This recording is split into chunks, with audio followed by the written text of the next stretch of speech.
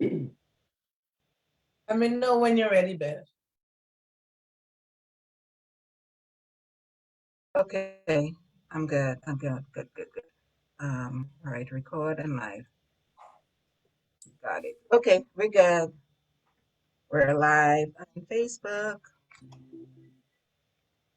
Melting, Yeah. melting, melting. Let me check the volume. 1 minute. Sorry. 1 minute, just the volume. Let me get some water. Good night, everyone. Good night. Good Yeah. night, everybody on Facebook. Share the live, share the live. This is important information about your taxes. Correct. Share it with your family and friends too. You don't want to keep and be selfish with information, right? Absolutely. We all have those moments when we freeze. We can't move. We can't think. But with practice, we can get good at melting that frozen feeling. Let's freeze up and then melt. Stand up in a spot with a little space around you. Cross your arms and hold your shoulders with your hands. Carefully tuck your chin down and in. Tighten as many muscles in your body as you can. Let your body be frozen like an ice statue. Feet tight, legs tense, belly tight, shoulders up. Now, even make a frozen face. Close your eyes, your mouth, your jaw tight. Feeling frozen? Really still? Now, little by little, begin to melt. Let your chin stay low as your face softens and melts. Your jaw opens slightly, your eyes blink open just a little. Your mouth and cheeks melt and feel soft. You're melting. Let your shoulders melt and go down. Hands let go. Arms glide down to your sides, melting. Let your legs melt too. Soften and bend. Melt. Try to melt all the way to the floor. Down, down, down. Let yourself be a blob, a puddle on the floor. Melted all the way to soft. Exhale long. Once frozen and tight, and now melted, a little more at ease. Let's do it again. This time, choose your own frozen statue. Be creative. Freeze your arms. Freeze your legs. Freeze your face. Make a funny face if you'd like. Freeze there. Tighten. Freeze, freeze, freeze. You're frozen. Close your eyes or keep them open. Stay frozen for just one more moment. Ready to melt? One icy part of you at a time begins to melt. Face, eyes, jaw, head, chin goes down, shoulders drop, fingers soften and droop, hands too, arms float down. You are melting. Let your legs allow you to melt down to the floor. Melt, melt, melt, droop, settle, and rest. Melted. Try to feel at ease here. Soft. Check in on your body. Is any area still frozen? Notice that tightness. Melt it if you wish. Rest here. Breathe. Eyes are open or closed. Next time you feel frozen, in your mind or in your body, try to melt it away.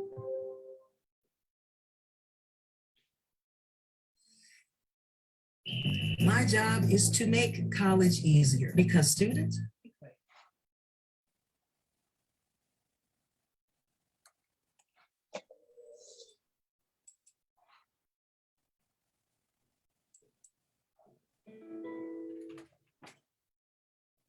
Nice.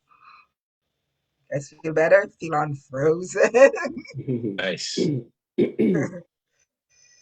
Okay, good night, everyone. Thank you for joining us tonight on the Uncomfortable Conversation. Tonight, we're going to use as teachable moments and also cover income tax. Let me share my screen for a moment here. Okay, for those who are watching, these are our rules. Everything is not for everyone. However, we ask that you be respectful of others' opinion because it's just that, it's your opinion. Also be mindful of your tone. No insults if you disagree with someone. Please do not interrupt anybody while speaking. Our audience, you have 2 minutes to speak. You'll hear the warning bell. So this is our Uncomfortable Conversation panel. And tonight we have a special, he's a regular, but tonight he's a special. He's the tax expert, Mr. Michael Husbands, that's going to explain taxes. Good evening, I everyone. Sorry. am Beverly Perryman, Spice Island Queen. I am a certified sexologist, clinical sexual coach, and a sex educator. My background is actually in finances. However, that became boring. I leave that to others, and I am the sex expert. I specialize in affair crisis and helping married and people in relationship build their relationship back after any issues that they may have, including on the borderline of divorce. Okay, like I said again, tonight conversation is on taxes. Okay, so I'll have my co-host Carmen Coward introduce herself. Hey everyone, my name, this is out of my league tonight. This is all about taxes. I have no idea what this is. I just know I run to people like Mr. Husbands when the IRS is coming. So, by profession, I am a teacher. I used to teach special education, but now I teach general education. I love my job. I wish I didn't have to deal with some of the things we deal with, but that's every day, right? And that's on every job. So it goes with the territory. Thank you. I turn it over to Mr. Eric Pepperman. So much respect for this young man.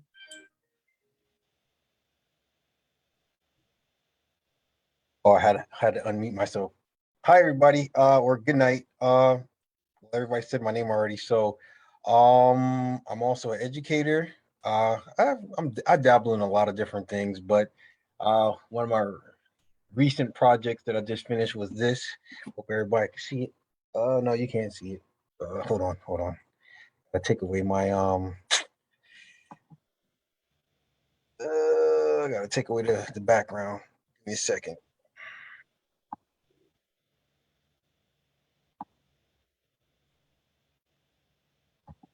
All right, so boom. Thick. Nice. Now that's thick. Nice. So 475 pages. Congratulations. Can you post the link where we can find it to buy it, and also the name of your book that you wrote, Mr. Arthur Mann? Eric Pepperman. F, listen. F, the romanticism. I didn't see it, Mr. Perman. Oh, Can you read it out for us? so F, the romanticism of the civil rights movement. Boom. Yes, a big F. So, yeah, so disclaimer, the publishing company that I was using for this, they just put the book out, and I found out like unexpectedly that it was actually out. So they posted it on their website. So there's like a lot of like editing that still needs to be done to it. So I'm trying to find a editor right now that's going to or not even an editor, but a publishing company that's gonna edit the mistakes and kind of clean it up, because like this company just put it out there and I didn't even give them the okay to do it. But since it's out, got to make do with it being out. Yeah, so it's been about 10 years to write this. Okay. 10 So years. we'll try to help you find someone to To edit do it. that, yeah. Yeah. Oh, thanks. Thank you. And I'll post the link. And I'm gonna need you on my book too, because I got one, I don't know, years now, just doing nothing because I don't know where to go and I'm so busy. So you could give me the name, the publisher. Well, he's not going to, you got those. They publish his book without permission. So we'll find him someone credible. We'll fix that. And we'll talk about that here. Mr. Royster. Good evening, everybody. I am a electrical contractor. Currently, instructor of electrical trades at a night class here to continue to get more education in Texas. Okay, thank you for sharing. Okay, so over the past few weeks, we were talking about, I have to start writing things down, I'm getting young. Okay, we've talked about transformation, tradition, and goals. So tonight, I just want to use this as like a teachable moment. So I wrote a couple things down about motivation and goal setting. And the reason why I choose to do that, because we're talking about taxes. And with certain things, we need to have goals when we put certain things in place. So I have an 8-step method here that will help you in motivating yourself and setting goals. I believe in goals. Okay, so first one is to examine your identity. And what that means to me is, who are we? Most people show up as the representative. And we have to be true to ourselves and know who we are and to always be our best. How do we show up? Okay. The second thing is define your value. What are your values? What are the things that are important? What do you stand for? The second thing is establishing the goals and then putting an action plan together. Examine the facets of your motivation and establishing discipline. In everything we do in life, we need to be disciplined. We have to have some form of discipline. Second thing is we have to be flexible. We have to have the ability to change at any given time. And lastly, we have to set up outcome. What is the outcome that we're trying to accomplish when we set our goals? So that's my teachable moment and is something to think about. And with that, Mr. Husband, you got the floor. Good evening, everyone. Thanks for coming to our forum this evening in a sense. I appreciate the opportunity to share some insights to you.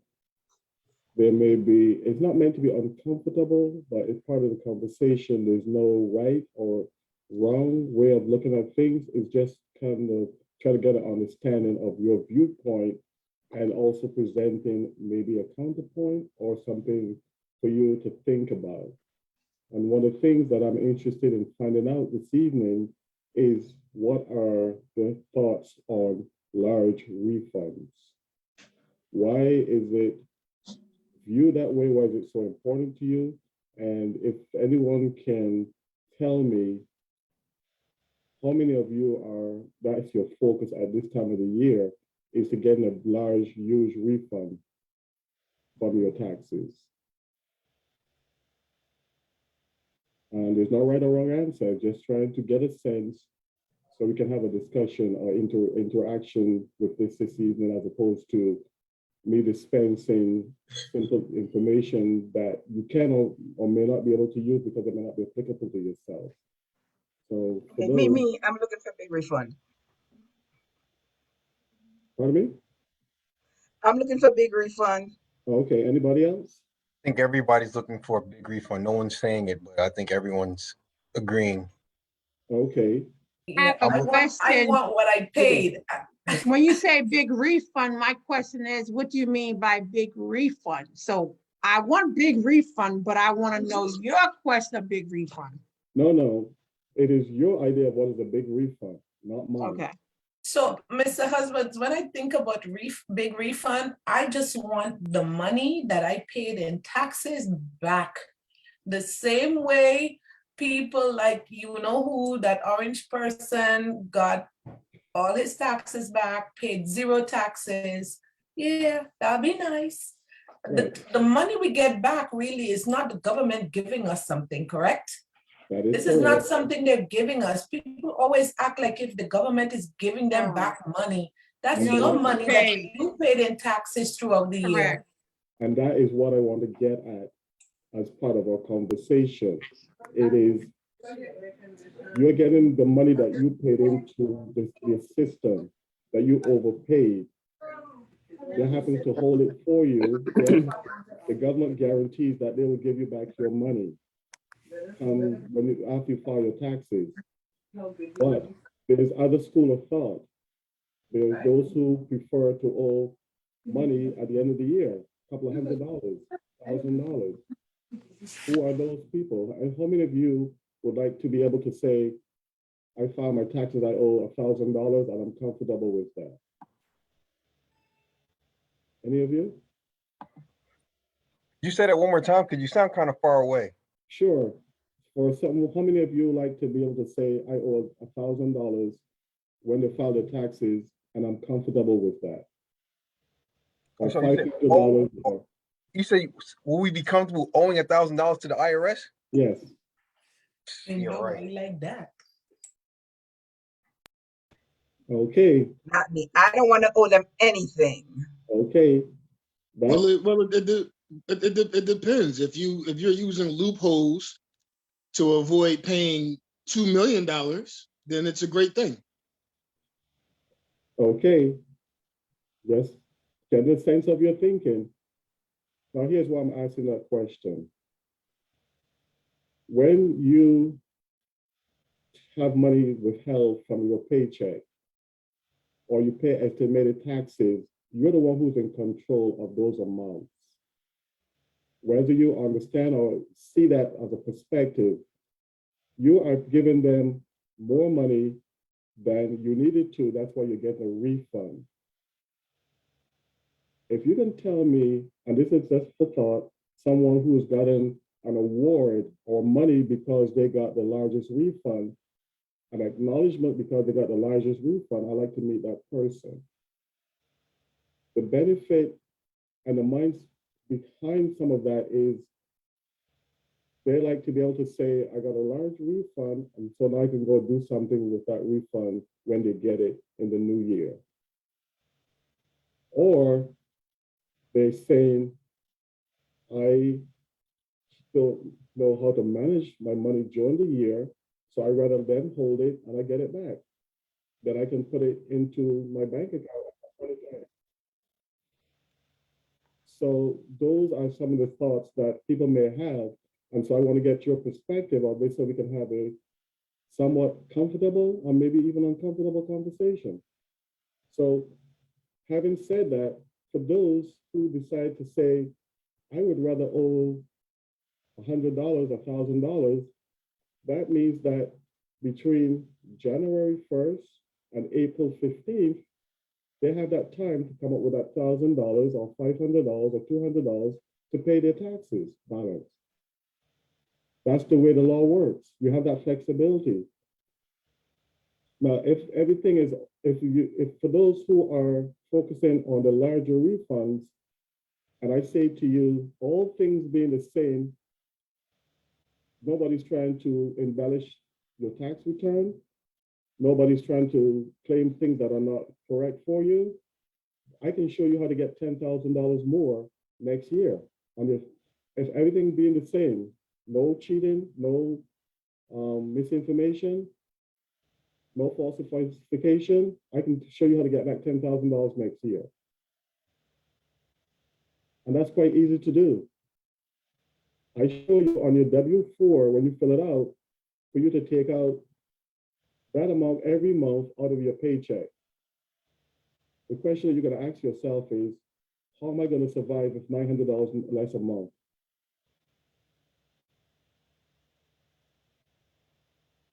And when you Tell us, Mr. Husband. So can you live without $900 a month out of your pocket? Are you not seeing? Are you not going to see until next year? How are you going to survive that? But I think some of us do that when we take out like a pre-tax retirement amount. Is that considered taking out money out of your account, out of your taxes? Yes, in a sense, yes. But what you're doing is you're taking that money out because you're investing it you're investing it so that later on, when you retire, that you can tap into your retirement income. We're talking about putting the money in now to get it back next year.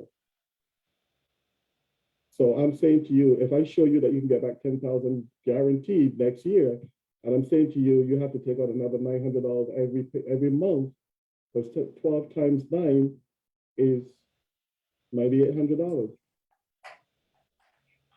So that's almost $10,000 a month, a year. A year. So I can guarantee you that next year, everything being the same, I got you back $10,000 more. But how do you live during the year? So when you look at a refund, it is money that's your money that you're putting in somebody else's hand, and you're letting them hold it till you get it back next year. That's a choice that you make. But I'm trying to get others to understand it's a choice that you make, and you have control over the amount that you actually may be paying into the system. And when you fill out your W-4, you make adjustments so that only the amount that you want taken out is taken out. And you can adjust that periodically throughout the year. This is what you call a little bit of planning. So if you end up and say, I want to owe $100, I want to owe $1,000, guess what? You feel financially responsible. You're putting that money away so that come December 31st, that money is there. You can go take it out, pay your bill the next day, January 1st. You say, my balance is $1,000. I got it in the bank. Write a check, that's done with. You don't have to go look for it because you already have it, just like they have the money for you to refund it to you. They're just giving you what they've taken out of your paycheck that you allow them to take. You have control over that. So I just want you guys to start thinking about that, because it is not you fill out a W-4, that's the end of it. They just take out taxes every pay period and you have no control of it. So next year, when I file my taxes, I'll get it back. That's a choice that you make. So I have a question. Sure. What about taking, having your federal taxes taken out from your Social Security income? That is a reflection of your tax situation. If you find that everything else working together puts you in a deficit every year, then that may be a source where you can cover your tax liability. So if it's necessary, and understand this, what I'm giving to you today is information, not advice. You would need to speak to your advisor to determine your personal tax situation. But you can do that if it makes sense to you to do that, or for your tax advisor to advise you to do that. Okay, thank you. You're welcome. So another part of this is that my question to you is, on your tax return, what you think should be your main focus on your tax return sometime? Is it the amount of taxes that you end up actually paying, your taxable income, your credits, or your refund? Taxable income. Okay, that's one. Anything else?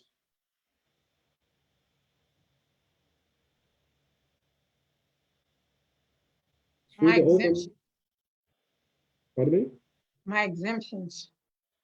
That's no longer a part of the equation anymore in a sense. But that before 2018, your exemptions was important.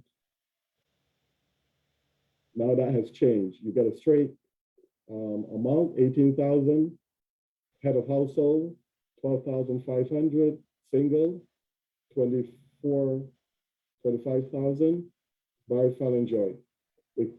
Because of inflation, it goes up every year. What happened to your business accounts and things of that nature, your business overheads?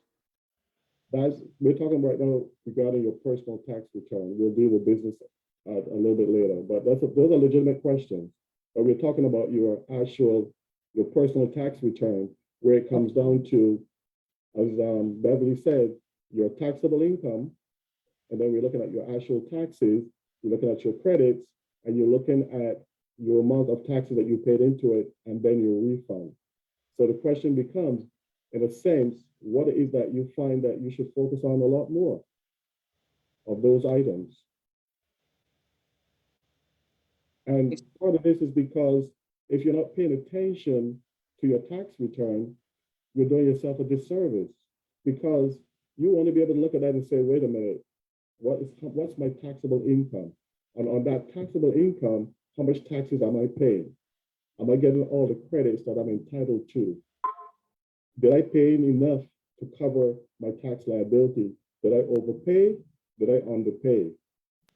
This is where tax planning comes in. And you're looking at that and saying, hey, wait a minute. Last year, this is where I think I missed something. I have a better understanding of what's going on with my taxes. Taxes should not be viewed as it's January 1st, oh, it's tax time. Let me grab up my documents. Let me go to my tax professional or tax man, drop off my information and said, okay, do your magic. Let me know, just to give me the bottom number. You want to be involved and interactive with your tax return and your tax professional.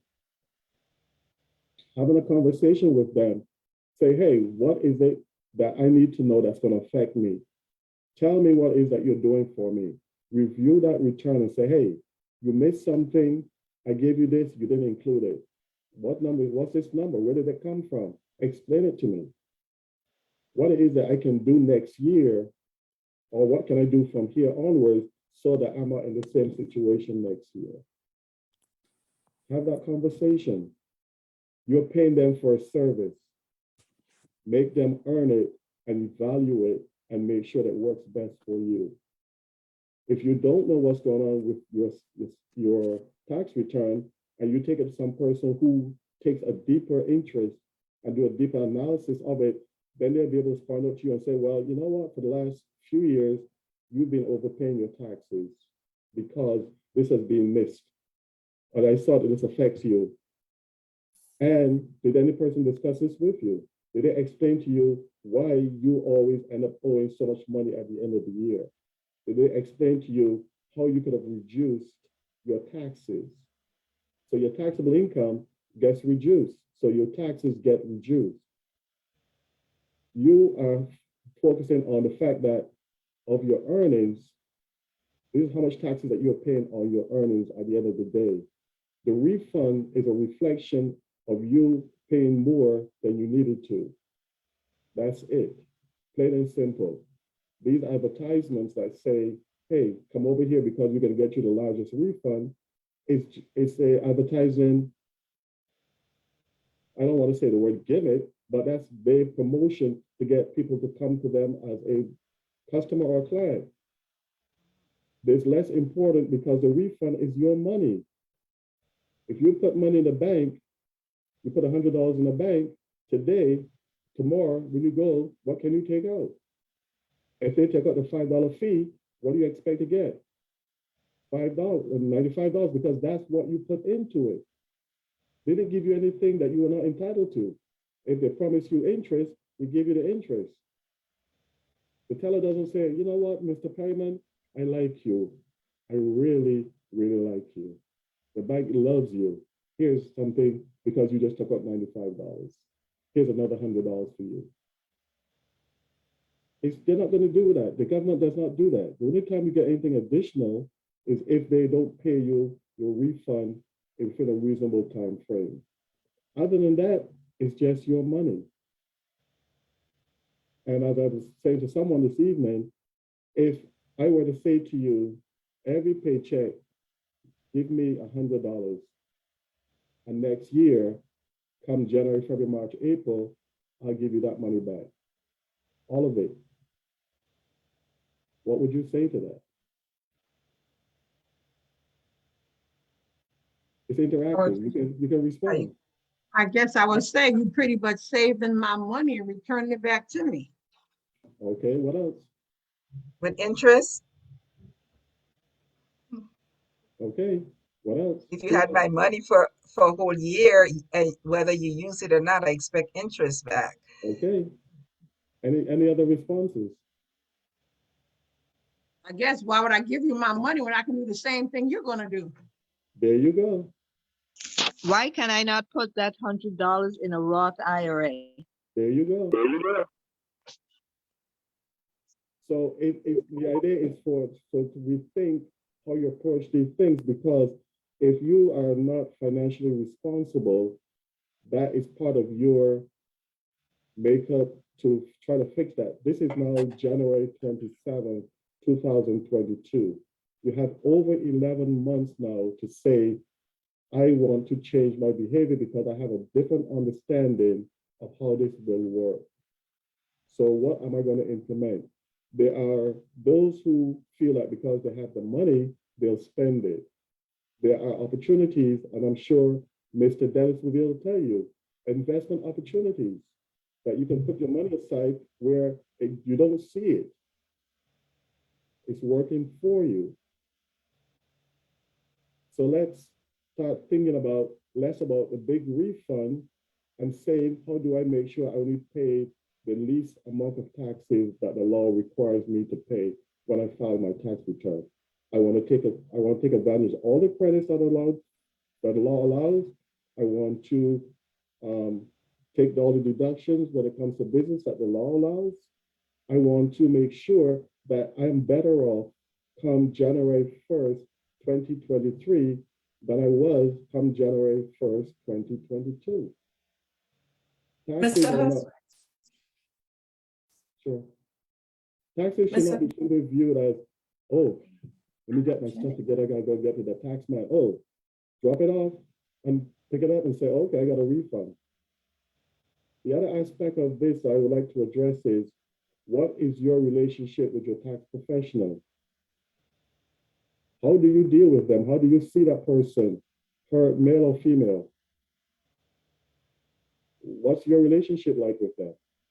Can someone tell me? Personally, for me, it's professional, but yet personal, for which I call him when I have many questions. When things come up in business, I'm able to contact him. When it comes to work, if they send me documentations that pertain to the tax, I contact him to ask questions to find out if that's the best thing for me to do. So I have a rapport with him. Great. That's exactly what you would want. Anybody else? Correct. What about those No, who just like? Go ahead. I agree. I agree. You're supposed to have a personal relationship. It's business, but yet personal, to the fact that when you need something, you're able to call them and they don't brush you off. They spend that time explaining to whatever you need done. It's kind of like your relationship with your doctor. Absolutely. I have a relationship because of IRS issues. Okay. Now, let me ask you a question. Besides the IRS issue, how do you interact with your tax professional? A relationship with advice as to what I'm doing, how I'm doing it. Mm-hmm. Also, yep. Okay. Because there are those who just grab that information, either put in the mail, drop it off to the tax professional, and say, send me the results. I'll pick it up later. Oh, I'm getting a refund. Okay, good. That's it. That's the extent of some of the interaction. That's, to me, is a disservice to yourself. You're shortchanging yourself. Whether you feel that you should pay $100 or $50 for that, that is your decision, but are you doing the best for yourself when it comes to this? Because no matter how you like to look at it, as a drudgery or chore or impediment or imposition, is part of this society that we have to deal with, requires us to file tax returns by law. So you want to make sure that it works for you where possible, not against you, and not minimize the impact that has on your well-being, your financial well-being, your life. Because, as was mentioned earlier by the lady, if you have a tax issue, that is going to affect you a lot of ways. So you want to make sure that whatever is done on your tax return, you have an understanding of every single number that's on that tax return. Any questions are raised, who's the first person that they're going to come to? Me. Right. They're not going to go to your tax professional and say, hey, why did you, how come this number is on here? You may say, well, I don't know, but look at the bottom line. When you sign that, it says, sign on the perjury. You agree that this is truthful and correct. So you can say, well, I trusted the judgment of my professional, and this is not what I gave them. Yes, you're still responsible for the tax, but you can say to that person, hey, what you did was embellish stuff on my tax return, and you did not make me aware of it. So only way you're going to know that before the Internal Revenue Service or the state comes knocking at your door, it is reviewing your tax return and say, this is something on my tax return that I don't understand. Please explain it to me. And then you have your decision that you want to make. If that is something that is consistently being done, even though it may benefit you to get you a larger refund, what about you making sure that you don't find yourself in an audit or position where you end up having to pay back those overpayments plus penalties and interest? Because now the Internal Revenue Service is going to say, hey, you have our money, you want it back, and you got to pay interest on it. But we're not paying you interest because that's what you're supposed to do by the law. So, yes. Sorry. It's I just okay. want to say, I'm glad you said about you owe me money.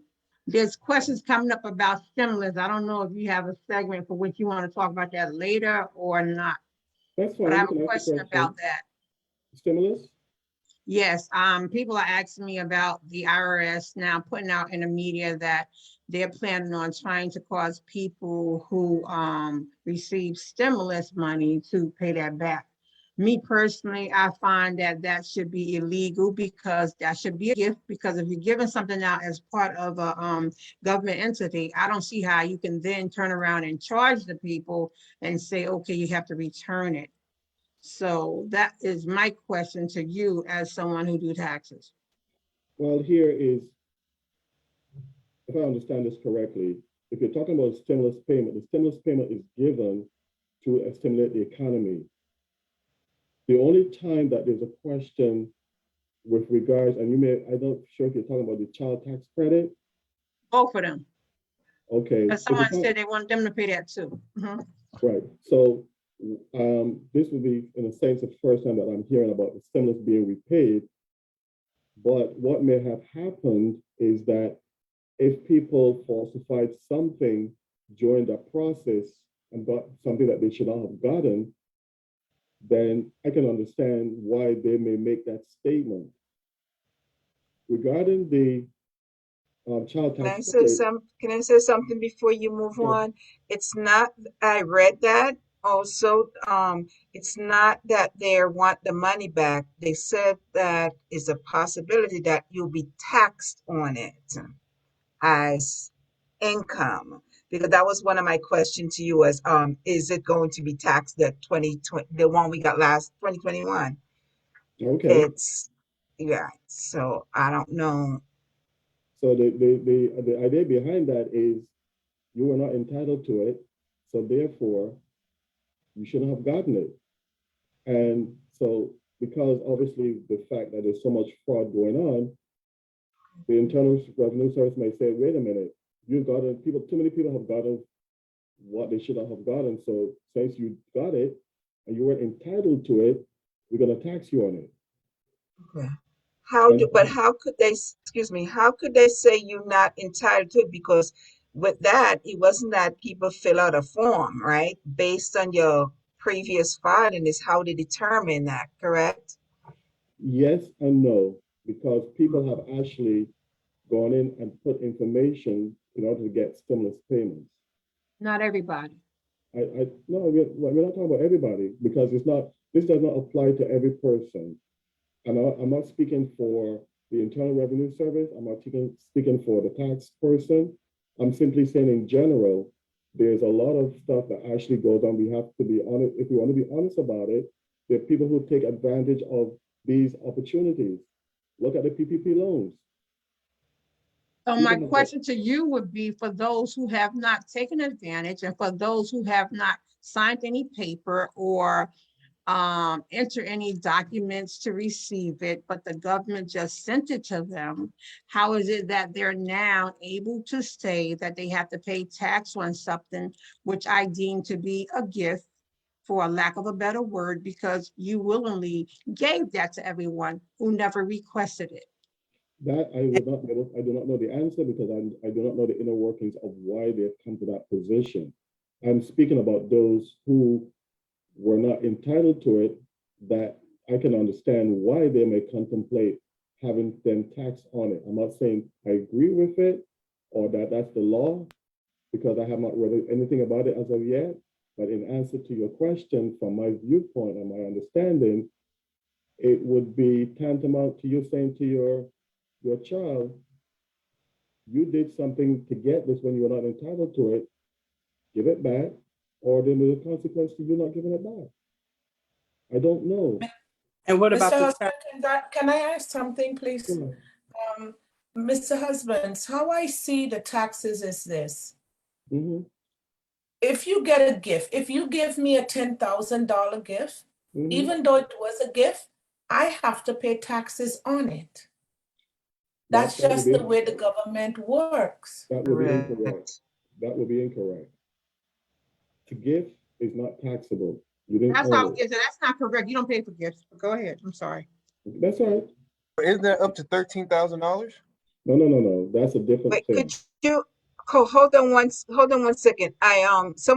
Is there any way you sound a little muffled, Mr. Husband? Is Yeah, there any way sometimes. you could, I'm sorry. I'm sorry? I'm sorry. Yes, sometimes my microphone does that. I don't know why. And the only other way Okay. to avoid that is for me to call in. Excuse me. But I guess sometimes when I move back, that might happen. I don't know. Is this any better?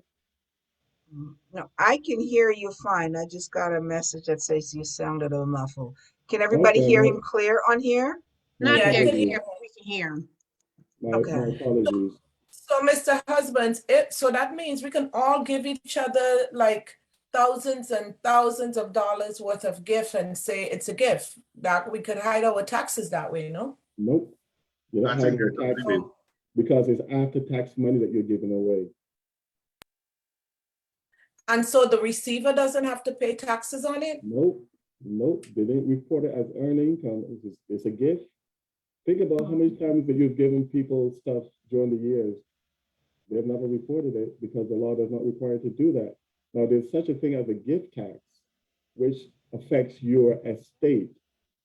And this Right. is different. This is a different area, but to quickly address that, you are allowed, let's say for 2022, for argument's sake, 25,000. You can gift someone 25,000 without having to file a gift tax return. Anything above that, you will require to file a gift tax return. So you can give your three daughters $25,000 each. You can give your mother, your sister, your husband, not your husband, but other people $25,000 gift. The reason why I say not your husband, because that's your mate. So you're just within the framework of a couple. But you can give some person up to that amount without having to file a gift tax return. The purpose of the gift tax return is to say, hey, out of my estate, my total estate, I have given away this amount. There's an exclusion when you file the estate that they are saying you've reduced that exclusion every time you give away more than that amount. So we want to know it so that at the end of the day, we can say you gave away either your full estate, half of your estate. So now the exclusion is gone when you go to file your tax return. Do you have to Or know that?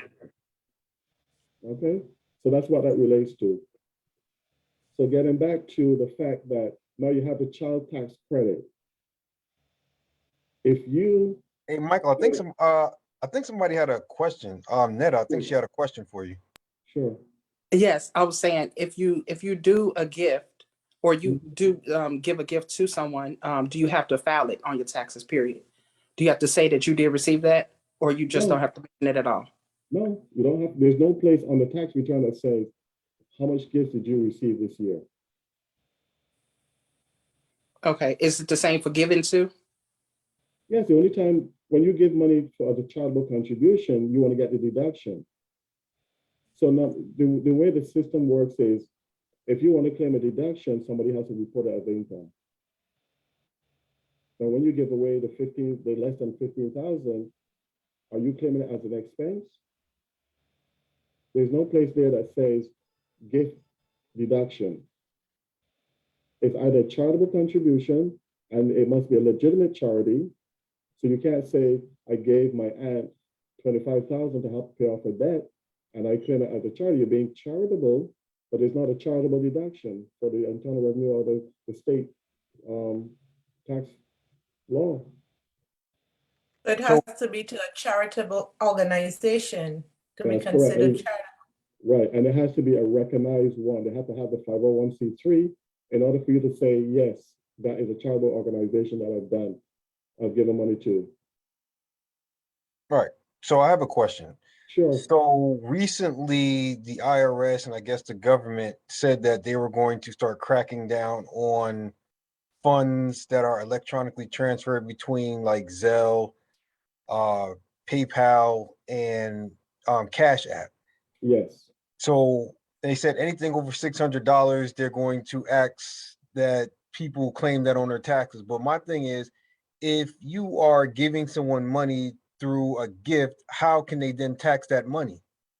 That okay, understand the purpose of this is for business transactions. Zelle, Cash App, and PayPal were set up structurally to assist people to transfer money personally between each other back and forth, not for business purposes. So what they have ended up doing is segregating, saying, this is personal over here, this is business over here. When they found out that people were using it and to some degree abusing it, because now the person receiving the money, they're not reporting because they're not getting a 1099 from any place. They're getting the income and they're not reporting it and paying taxes on it. And the government realized that and said, hey, there's too much money that's funneling through these acts and nobody's reporting them as income. So that's just their way of getting their piece of the pie. Absolutely. And here's another other side of this that may not be looked at. There was a gentleman who was audited by the Internal Revenue Service, and he said, I made all these payments through Cash App or Zelle. And they were disallowed the deductions because guess what? The transformation of the money doesn't say what was paid for. You just sent the money. How do we know that that was a business deduction? You have no invoice, you have no proof. You didn't issue a 1099 to that person that said, hey, I paid you $10,000. But the other side is that person ended up losing the deduction even though he paid those expenses because he has no proof. It's just a payment that shows, yeah, I paid up, but what did you pay it for? It's just the way the law works. And I'm not here to advocate that it's right or wrong. I understand that. It's just the nature of how things are looked at and dealt with as time goes by. A lot of times we have to understand the darker side of how some of these things work. For one instance, it is a legitimate transfer. And on another side, it's some person shirking the law and saying, hey, as long as I can get the cash in my pocket, I don't have to report it. And a lot of times you as a business person, you're paying things in cash and you want to get the deduction because you end up paying taxes on that money that you paid up because you can't get a deduction because you have no proof. So there's those other aspects of it. So you want to be mindful of those things. And again, like I said, I'm not here to advocate one way or the other. It's just this is what the law has done, and this is what the law is seeing, and this is what we have to deal with. Carmen, your So hands up. You have a question? Okay. yes, Yeah. I have a question. I'm gonna take my, I have to figure out how to take my hands down afterwards. So if I hear, I'm piggybacking off of what you said before, because I need to direct my thoughts back to what you said. You said that we pay taxes and usually we overpay taxes, but there's a way where you don't have to pay the taxes throughout the year. I think the government perhaps implemented the tax code because they were concerned that a lot of people, when the time comes to pay them back at the end of the year, they won't have the money, right? That I is also part of it. Right? I also thought about, why are you taking Social Security for me for 50 years, for 60 years, and then I might live only 10 years, right? Is there a way I can get my social, save my own money, right? In a bank account, in an IRA somewhere, and then use that money for my needs instead of trusting the government to to take it out of our taxes for us and Social Security and Medicaid and those sort of jazz.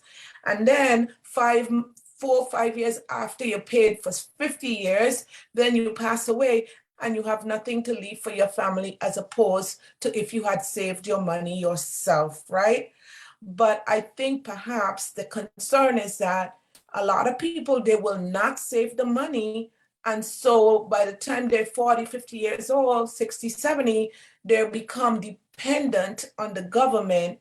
And so that's their way of making sure that there is something in the bank to take care of people as they get older. If I'm wrong, please correct me. No, you are pretty much on point with regards to that, because a lot of this came about with what we call the big deal, where after the depression, it was people were suffering, or where it was everybody's looking, how can I survive? Where am I going to get the money from? So the government came up with these plans to say, hey, we will create a system where we will provide assistance to those in need and make sure that when you're with older age, you have some form of revenue to survive and live off of.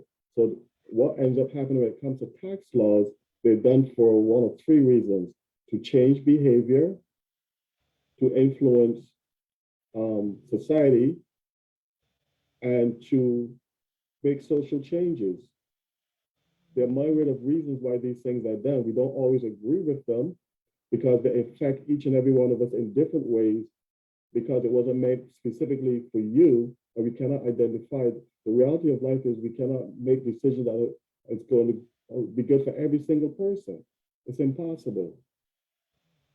You want to make sure the majority is benefiting from it for the most part. Obviously, because of the shenanigans and the reality of life is things are not being done, and there are issues that we all are we're dealing with human beings. Nobody's infallible. People do things because of selfish reasons to create things that benefit them, fill their pockets, fill their friends, so on and so forth. That's the reality of life. That goes with the territory. Some people wish that they can just wipe this off and say, hey, let's start anew and let's find decent people. Even the decent people will get the power to get corrupted. So that's the reality of what we're dealing with. But there's a reason. When you do a little bit of historical research, you'll see that when these laws came into being, they came into being for specific reasons. And, you know, the big deal was made when that was done in order to help those people who get to the age where they had nothing. So who's going to take care of them? So they devised a system to make sure there's something that's there to assist them. And that's the reason for that. All right. Now, Netta, you had a question? I'm sorry, Mr. Husband. Netta, you had a question? Yeah, actually, I have two. sure. One, I wanted to see if you could go back on the child tax credit, Yes. because Most I definitely. know that a friend of mine, she did have her taxes prepared by a tax professional, and she was told that she was told from the tax professional that it was a loan. and that she would, they literally cut her refund down because she did have to pay taxes on it. That's part one. Mhm. Okay, and the second question is going back to the Cash App and Zelle. Like for me, I like help my son out a lot of times, or family members or whatever, and we Cash App and Zelle money back and forth to each other. Mhm. I mean, I do have a business, but when I do it for business, we log in and we keeping track of it. But when I do it personally, I don't. Which is So fine. okay, so do I literally have to file that though? No.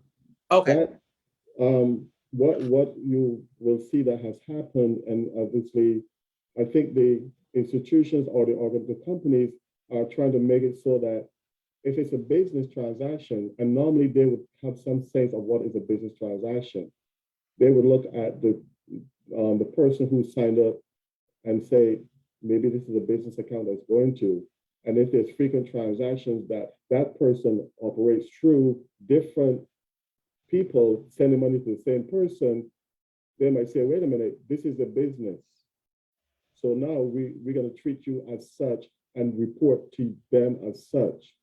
You sending money constantly to your child, their system might pick it up and say, hey, this is going back and forth between one and the same person.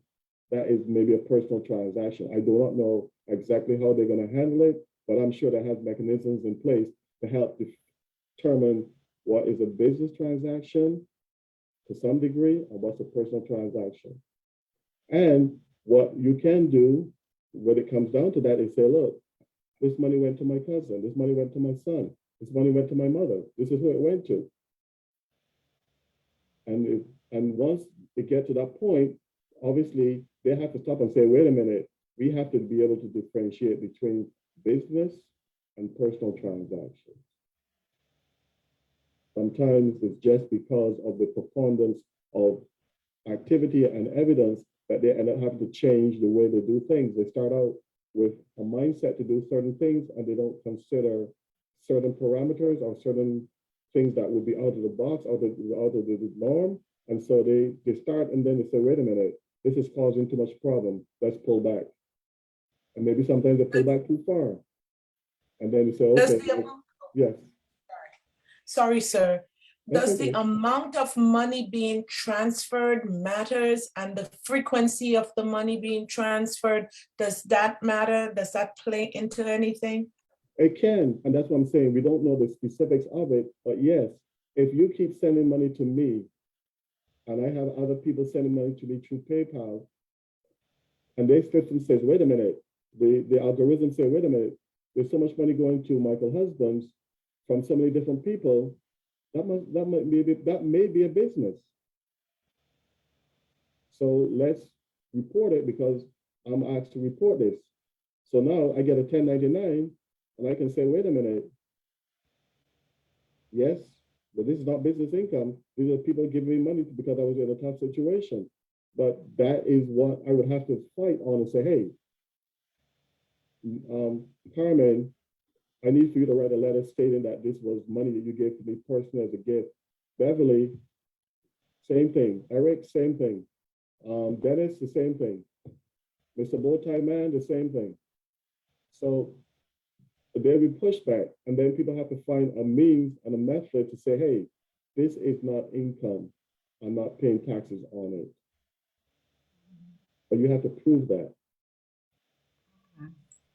Okay. And so when the IRS makes you, sorry, when when people in government make people feel like, oh, social services is a handout, and we're giving them something, they always want something. It's not actually a giveaway. It's money you've been paying into the system for 30, 40 years. You're paying that into the system in the hope that when you get of a certain age, or if you incur a disability, then you get that money back. So I think we need to change our mindset too by letting these people know, hey, wait a minute, you're not doing me any favor if you give me some Social Security. You're not doing me any favor if you give me when I'm 99 years old, you're not giving me anything. This is money I paid into the system that I am now receiving. And that, As a that is, taxpayer, of course. yes, and that is true. If you look at it and examine it, a lot of times these things are said for nefarious reasons or to prove or disprove a point. Because some person comes up with an agenda to say, we are going to impact a certain segment of the society, and this is how we're going to do it. So they stigmatize, they misinform, whatever. Those are things that are there. And the truth of the matter, for those who fight and push back against it, will be able to address and mitigate some of that stuff. But that comes again with authority. We're not trying to be ignorant of what is actually going on in the real world. We have to address it for what it is. There's nothing wrong with that. It's just so many different things will come into play. And we just have to do the best that we can and say, hey, we're going to fight this over here because it's not right. We're going to fight this over there because it's not right. It's not good for the general society. And guess what? You're full of nonsense. You have your own agenda, and we're going to push you back into the corner that you need to be in. And if we need to push you in the hole to stop you from doing that without killing you, then guess what?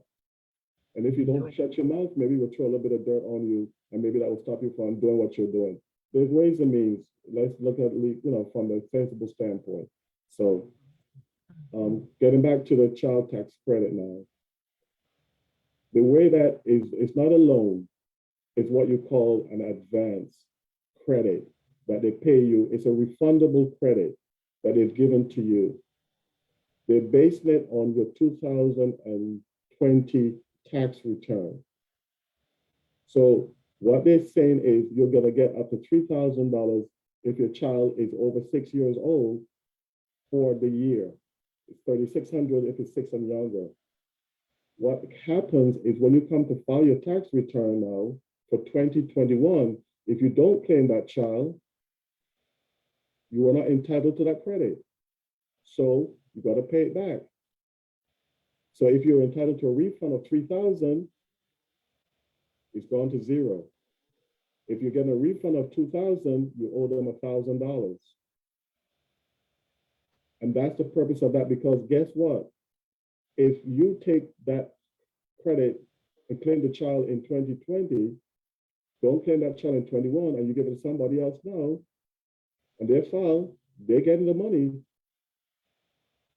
And to avoid having to do that and fight to get the money back, it is you didn't claim that child this year, so we put it on here that you got the child tax credit, therefore you have to pay it back. It's not a loan. It's an advance payment against a credit that you're supposed to be claiming in 2021. That's what it is. So when So does that mean? Go ahead. So does that mean if, say, mommy got the tax credit and daddy decide he's going to file for the child first, because if it was an advancement in future taxable income, mommy will then have to pay it back? That's right, because she's not entitled to the credit because she didn't claim the child on her tax return. If not, you know what will happen, right? You claim 2 or 3 children, you get that money during the year and say, okay, sweetie, you claim the child now. And now they got twice the amount of money. At some point, the government wakes up and realizes, hey, we cannot allow ourselves to be in a situation where people are taking advantage of opportunities because we are lax in the way we structure it. Because too often that has happened. And that's the truth of the matter, whether I agree with it or not. That's just a fact. That's a reality. If you go back to the point where you had the $8,000 first-time home buyer credit, how many people got that $8,000 and never bought a home? But by the time they realized it, they had lost billions of dollars. And then those who came after, they realized they tried to close the barn door. You had to show proof that you actually had a contract to be able to get that credit. That's what happens out there. Same thing with the PPP loan. People come in and say, hey, quote unquote, free money. Let me start a business. Let me do whatever, and get this money. And now they were unwise for some of them to say, as soon as they got the money, let me go buy diamonds and rings, stuff like that. And it's like they were being watched, and as soon as they start spending that money, next day they find themselves being locked up and arrested for embezzlement, fraud, whatever. That's, those are things that we deal with out there. I'm not here as an auditor to do stuff to say that is unlawful for the government, but my advice to you is, well, we don't do that. We're not going to participate in such activity. We're here to make sure that you do things as correctly as possible. That's Right. all If good. someone wanted to get in touch with you, sir, how do they get in touch with you for tax advice and filing their taxes? You can give us a call at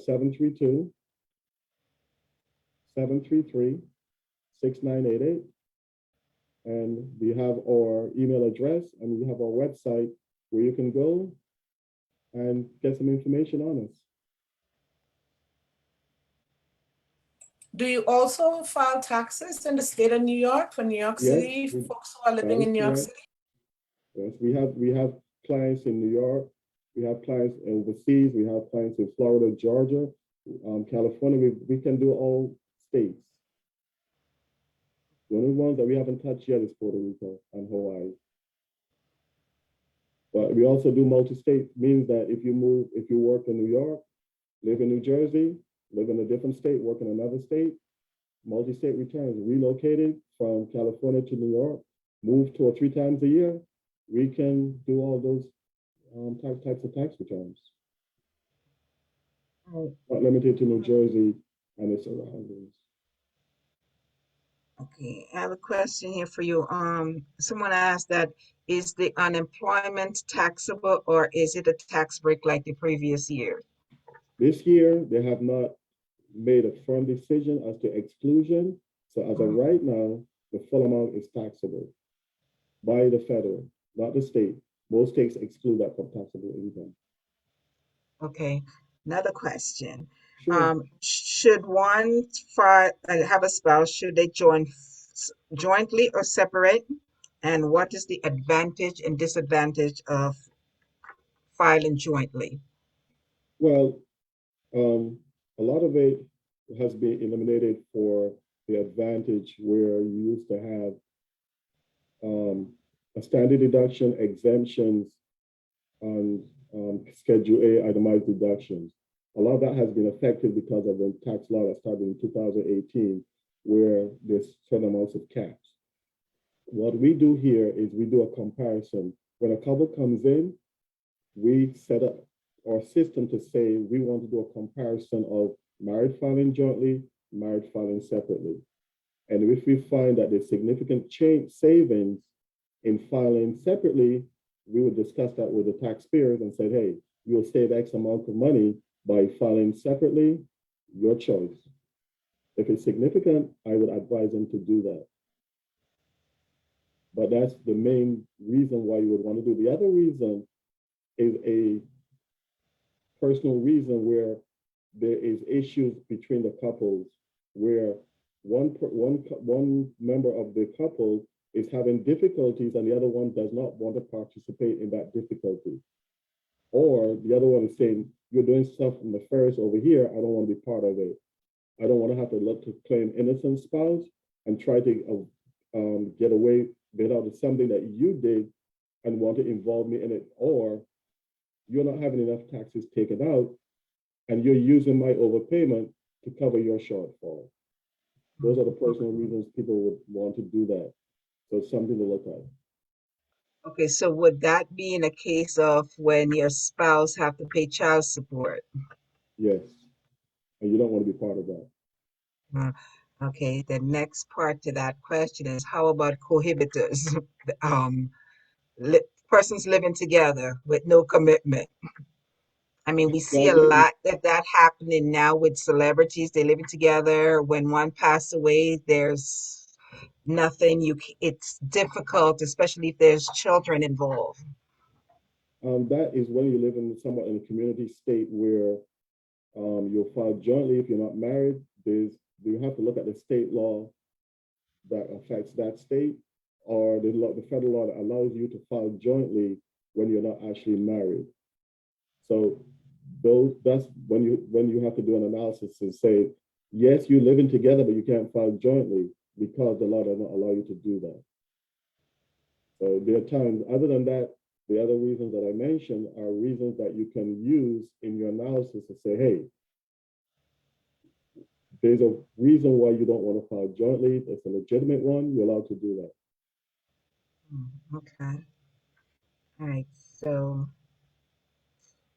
all right, they're going to move to business.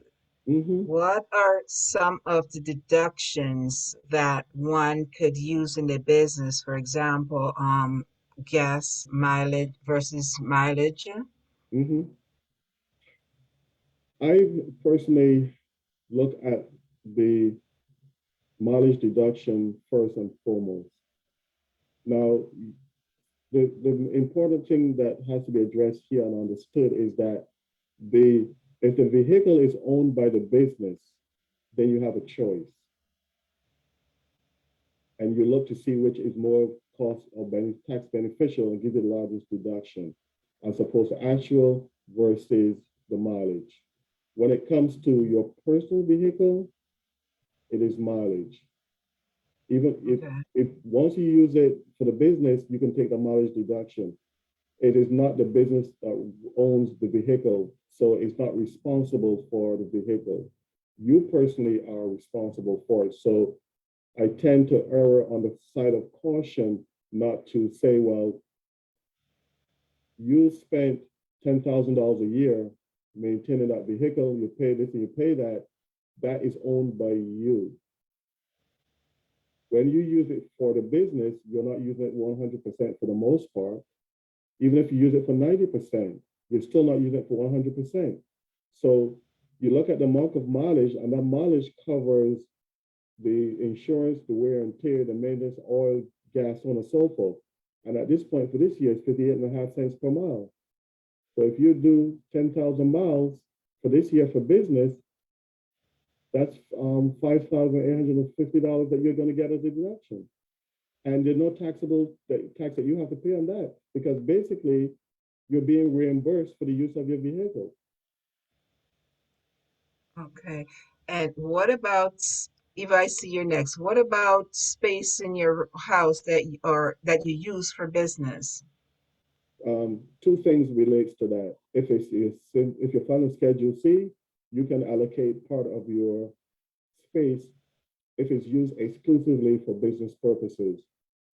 Then you can take that percentage of your space times the amount of the expenses like mortgage, real estate taxes, utilities, so on and so forth, and allocate that portion to the deduction. One thing that you want to be aware of is that the home office deduction does not allow you to create a loss.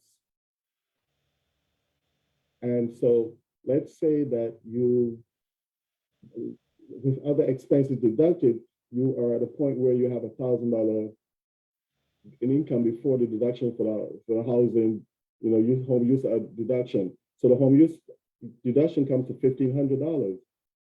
You can only utilize $1,000 because you cannot create a $500 loss for the home office. The other aspect of that is if you have a business, a corporation, and a business entity outside of sole proprietorship, then you would enter into a rental relationship with, or agreement with the business to say, I'm going to rent this amount of space from you at such and such amount per month, or whatever the agreement you have, but then you end up reporting that as rental income and deducting a portion of the house for depreciation, so on and so forth, and allocate expenses against that rental income. Okay, Eva, you had a question?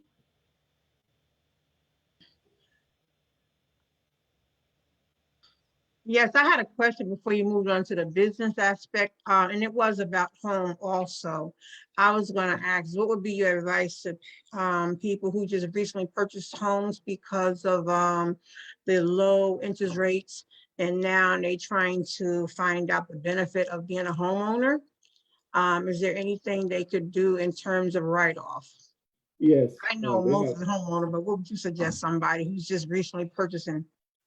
Yes, they have the mortgage interest deduction. they have the real estate taxes. Unfortunately, when they passed the law in 2018, total taxes, including real estate taxes and state taxes, is capped at 10,000.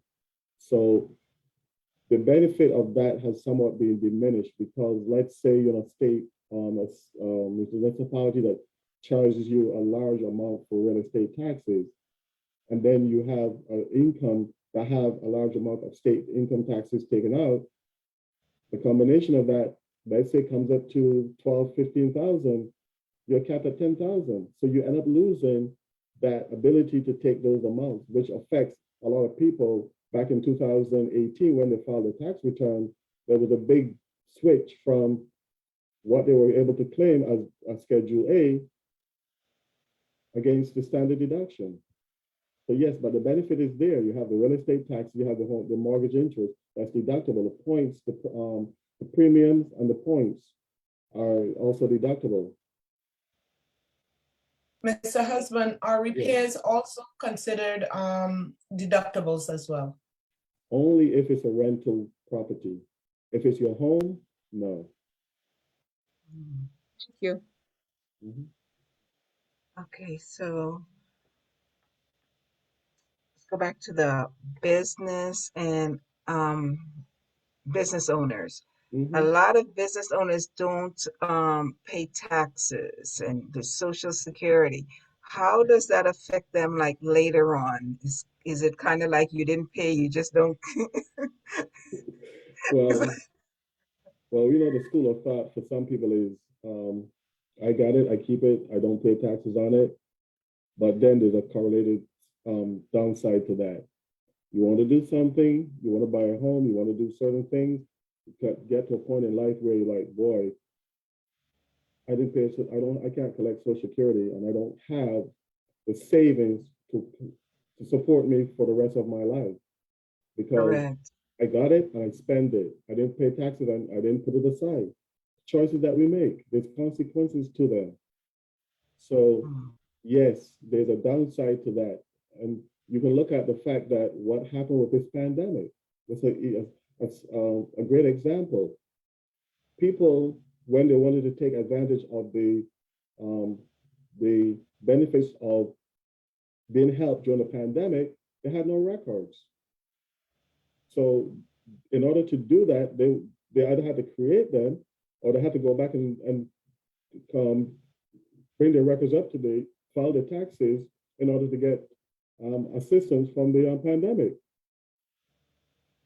And so some people still have not learned from that. But there's the choices that they make.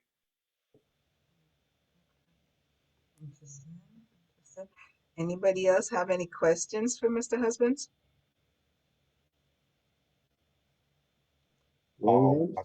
I think Netta wanted you to go back to like the child deductions. The child deduction or child tax credit? Child tax credit. And the question is, I think he did address that. I don't think she's no longer on, but he did go back to that. Okay. Okay, so no one have any questions from you? Get it while you can.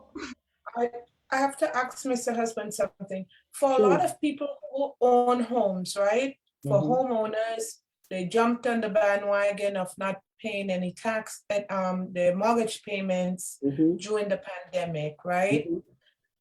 What they did not realize is that, okay, so you did not pay the mortgage, but what that means is that you're not getting anything on your homeowner's insurance. I mean, the deduction that you were making, right?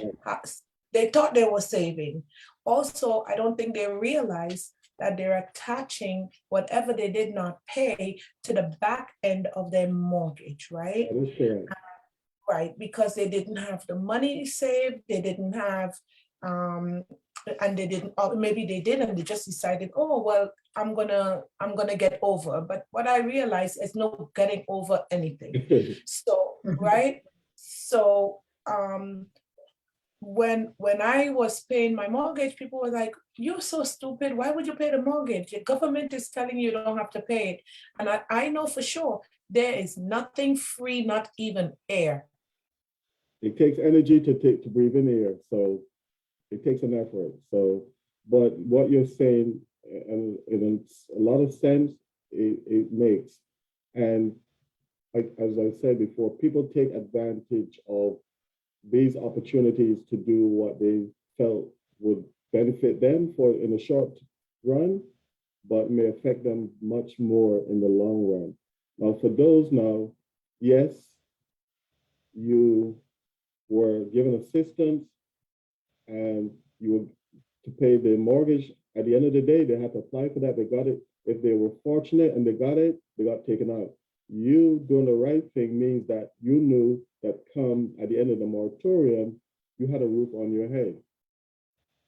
You were not subject to foreclosure. You were not subject to the anxiety of maybe losing your home. There's a price to pay for the choices that we make, whether it's good or bad. So yes.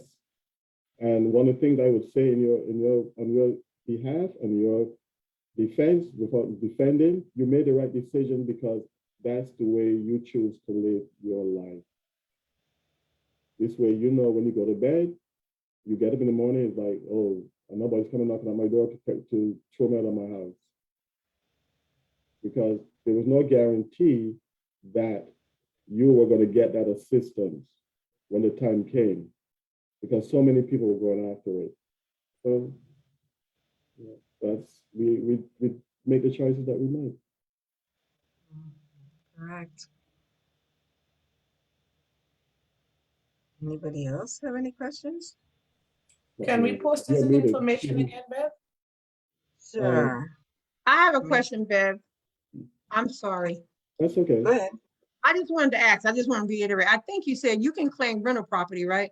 Say if you've rented a home, can you claim that? Yes. Yes. You report the income and you report the deductions against that rental income. Okay, because I know people that rent. So you said you apply it, what kind of way? Are you talking, well, let's clarify that for a second. Are you speaking about a person who owns a property and renting it? Or are you talking about some person who's paying rent? They're paying rent, but it's because they're living in the area for business. So if your company send you out somewhere for business and you're renting space, can you claim that? Well, not anymore because of the fact that in 2018, they stopped using the miscellaneous deduction. And so a lot of that would have fallen under the 2% miscellaneous deduction. The question becomes also, are you being reimbursed by the company for that expense? No. It's okay, we're for. They're not reimbursing, you can claim it.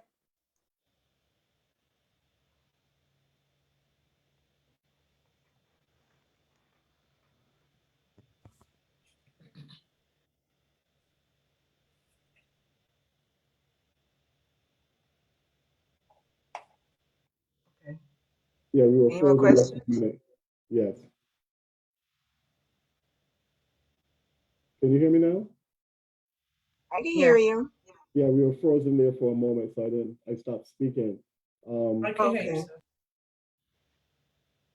So we just have to pull back this full screen. So in continuation, the question is that we're trying to figure out is if they're paying rent because they're sent on location for where they're staying, the question becomes, are they being reimbursed by the company? No. So in other words, they're saying in order to maintain their job, they have to pay these expenses. Yes. And so the area for unreimbursed employee expenses is no longer applicable to that extent anymore from 2018 onwards. Thank you. But then again, they will have to ask themselves a question, is it worth doing that and spend that kind of money in order to keep a job? If it's substantial enough, yes, but if it's not, then a personal decision obviously will have to be made. Right. Okay.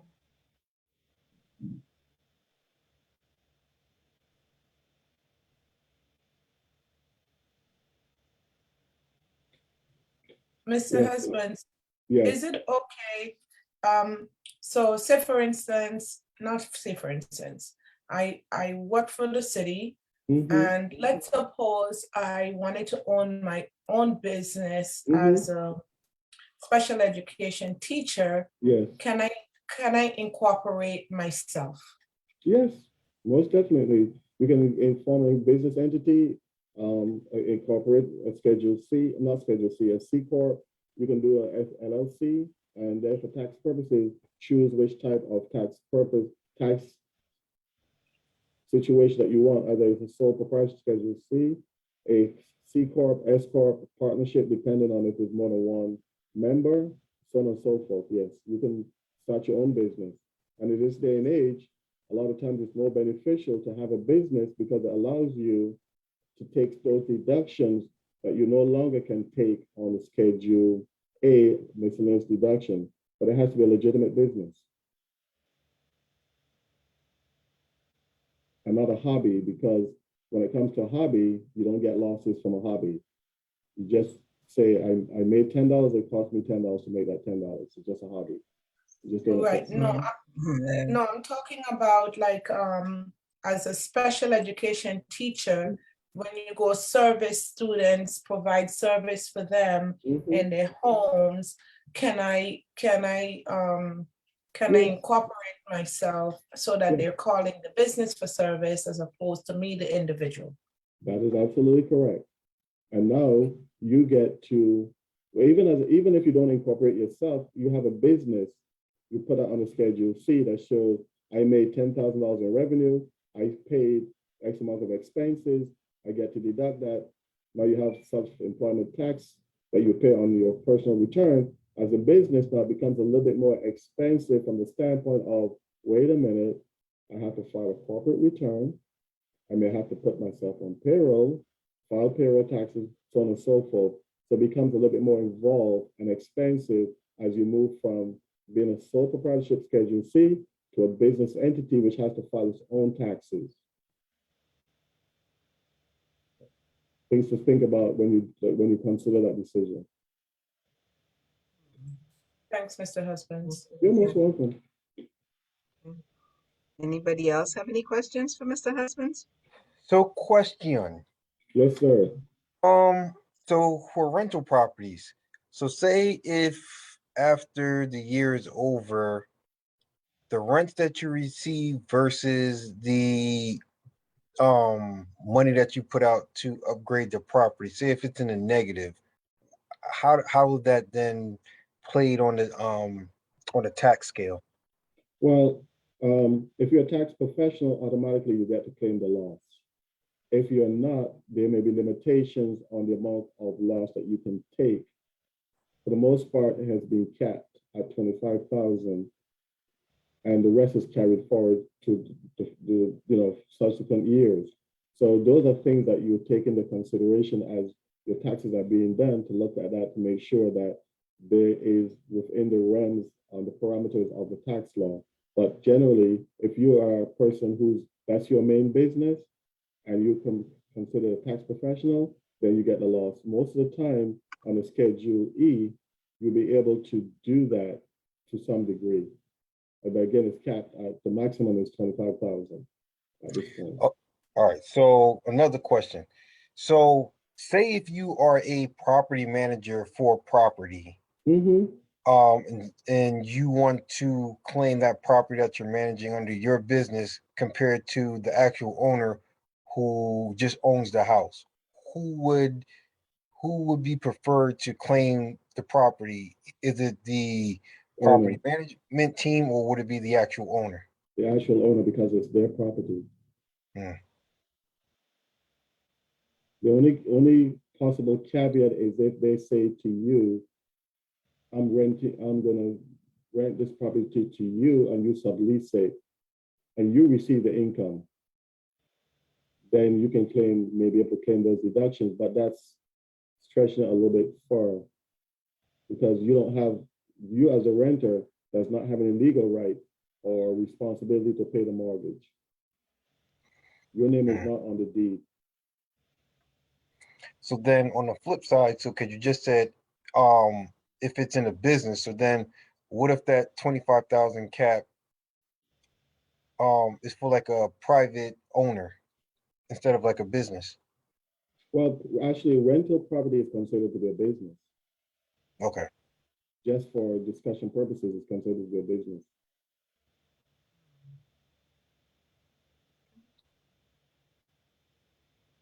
Interesting.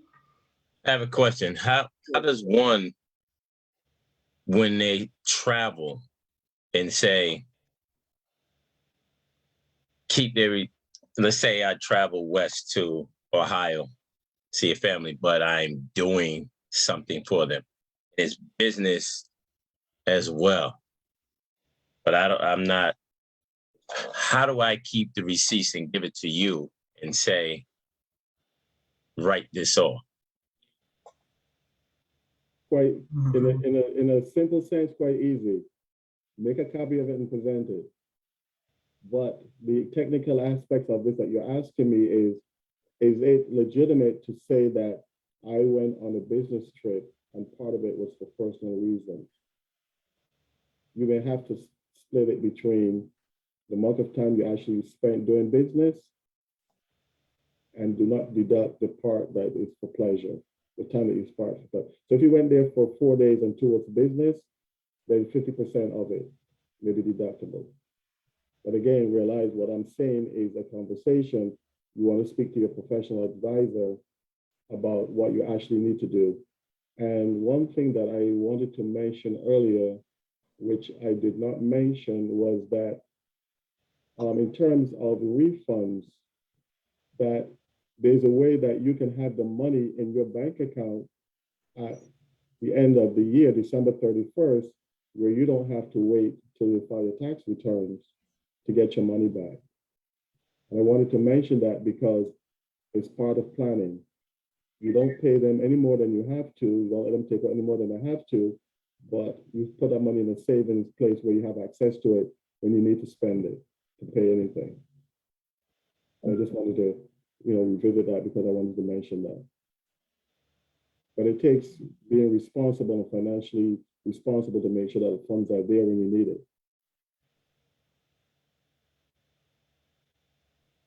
Mr. Talbert, you can unmute yourself. Good evening. Good evening. How are you, sir? I'm doing well. Pleasure to see you. Listen, when I knew you would be on, it's just like the President of the United States.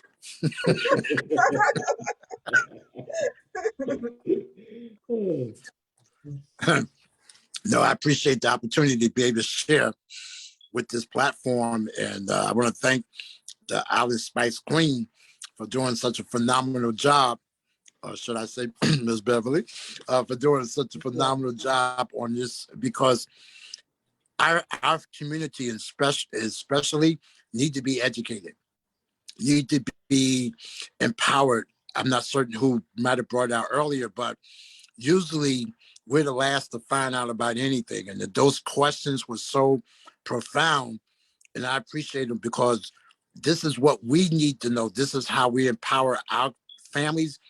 You mentioned, Mr. Husbands, to pass on generational legacies, where we can make a difference. So I just wanted to just show up, so support, to let my new friend know that we're here for her, and especially you, me, Michael. We've been knowing each other a few years, and I want to encourage everyone, please schedule time with Mr. Husbands. He's just giving you the tip of the iceberg, but this man's knowledge and his passion for his clients really comes across, especially when you can get those one-to-one. So I encourage you, get his information and make sure you book. And thank you so much for this time. And I turn the mic back over to you, sir. Thank you, sir. Appreciate it. Any other questions, comments, concerns? Feel free. Can you put your information back up that you displayed your earlier? Oh, could you guys, when I display, could you see it? You guys saw it? Yes. Yeah. Okay. Do it All again, right. Bev. Okay, it's coming. Can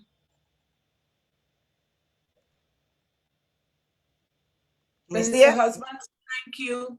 No, Bev, click on the link, make it big, put it in slideshow. Listen, okay, hold on. All right, let me stop sharing. Mr. Husbands, thank you. Imagine if we're getting all Let these this frozen free again. information.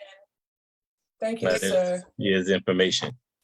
Okay, I'm gonna put it up in a minute. Hold on. Hey.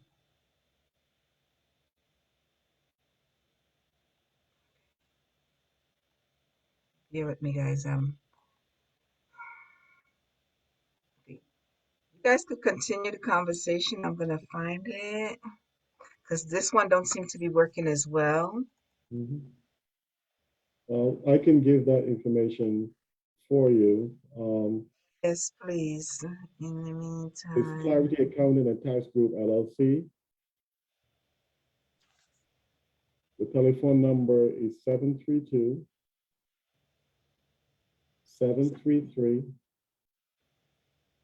732-733-6988. Husbands, can you type it in the chat? Sure, Thank you, sir. you're most welcome, ma'am. okay. I think I got it this time. Let's see. Okay. Let's. Can you see it? Yes, there you go. Okay, All that's right. good. Thanks for saving my fingers. I knew I had to get it somehow because when I looked at, I couldn't see it, but I was seeing it on my screen. I didn't realize that it wasn't being shared. Mhm. So Bev, can they I'm take a screenshot or perhaps a picture of the slide? if they have their cell phone, they sure can.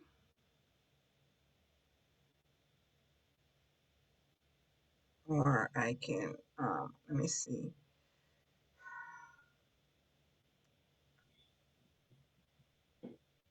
It doesn't let me copy it.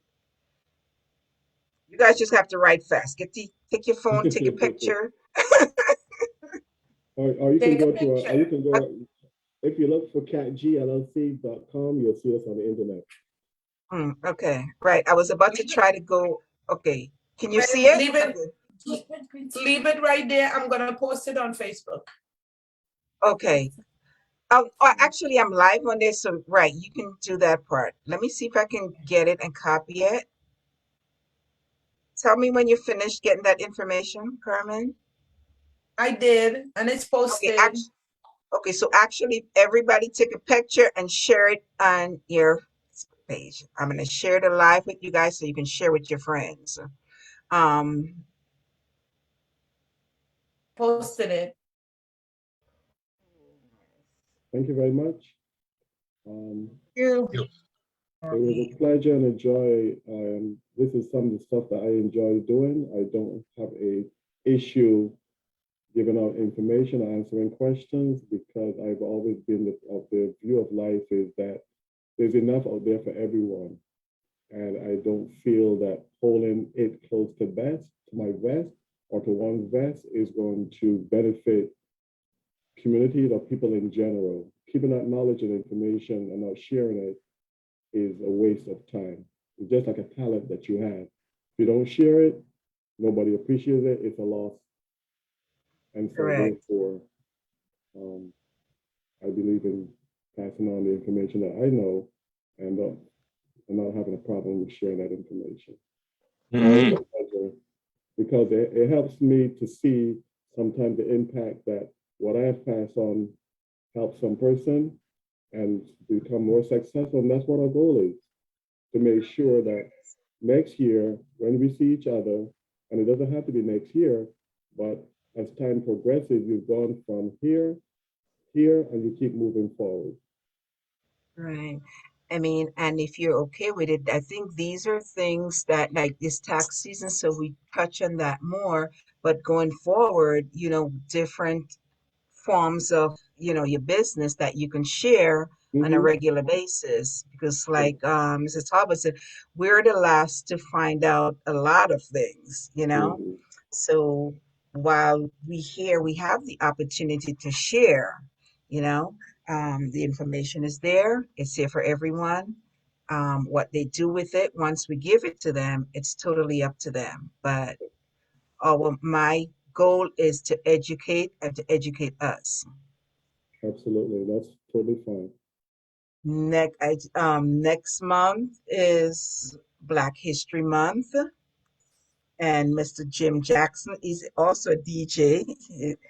And so we're going to talk about music in the Black culture. I have another DJ that's Caribbean. That's, we're going to get it from both sides because Caribbean and American, we have different versions of how we look at things and how we interact with music. Good. I have two more people coming on, but this is my confirmation right here, so I have to talk about them. The others, as soon as I get the information. So we're gonna make the best of Black History Month. That'd be excellent. One other quick note. Someone mentioned to me earlier about cryptocurrency. Yes. So the answer to that question is it is taxable, and it's taxable as a capital gains or losses because it's seen as if it's an asset as opposed to currency. So if you have crypto and you make a profit, then it's going to be taxed as a capital gain. If you have a loss, it will be reported as a capital loss. Really? Yes. Absolutely. It's not currency. Yeah, because crypto took a huge plunge. Yes. Yes, it has. It's lost half its value or more in the last month. Yeah, that's like if you didn't get into the beginning, then that was something you got to go in and come out. Kind of like relationships, right? So if if you kept the money in and you didn't sell it or buy it and it's just in there, do you still have to claim it on your taxes? Because No, not at all. It's only when you actually sell it that you report the actual realized gain. Really, the Internal Revenue Service at this point, and the government is only interested in realized gains, not hypothetical gains that it goes up at the end of December, and you have this unrealized gain, and then next month in January it drops, and now you pay taxes on that unrealized gain, and then you're like, wait a minute, I want my money back because it's not worth what it was on December 31st. It's too much, I would think, too much fluctuation for them to want to do that.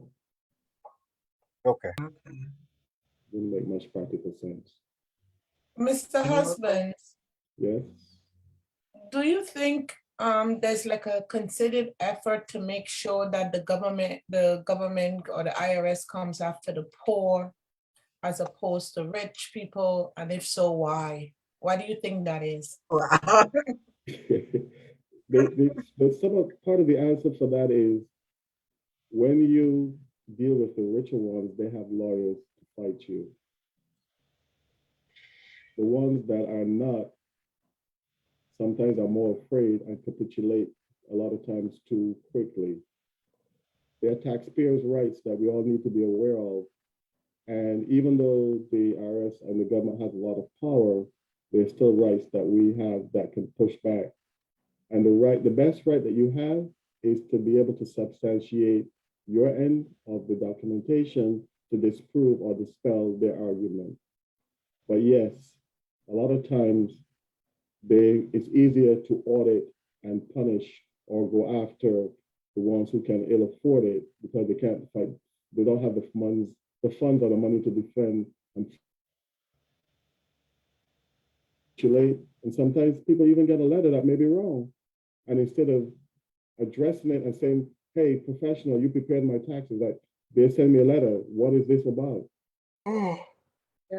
They get scared and say, oh, okay, you tell me, oh, this amount of money, and you decide to write a check for it.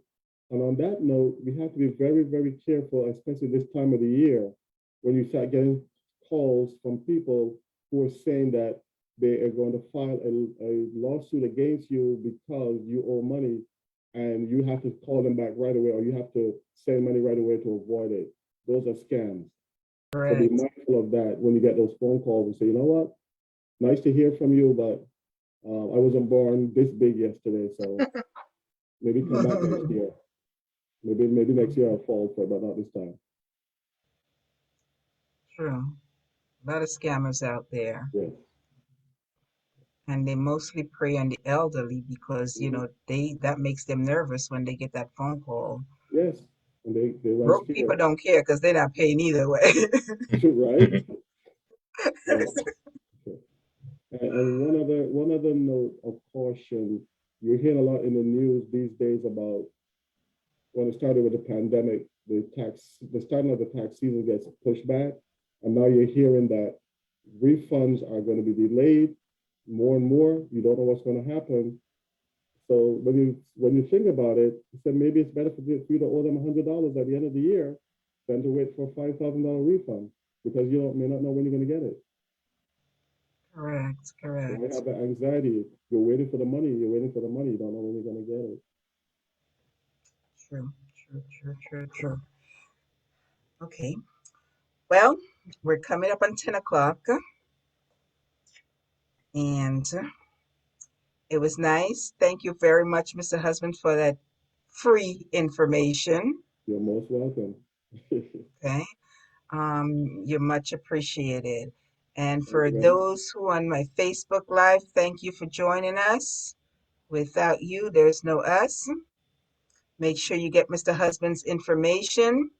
And one of the things that I've learned, back in the days is that when you're doing certain things, like if you need a heart surgeon, you're going to go to a special heart specialist.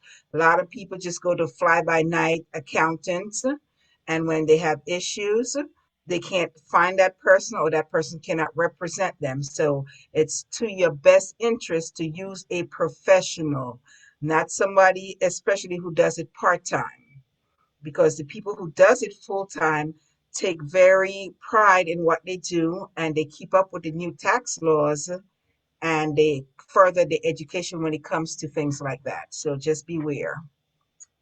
Thank you. On that note, It's a pleasure. thank you. Everybody have a great evening. Stay well. Be Thank safe. you. Enjoy. I look forward Thank to you, having a great guys. new year. All the best. Thank you. Thank you. Cheerio. Thank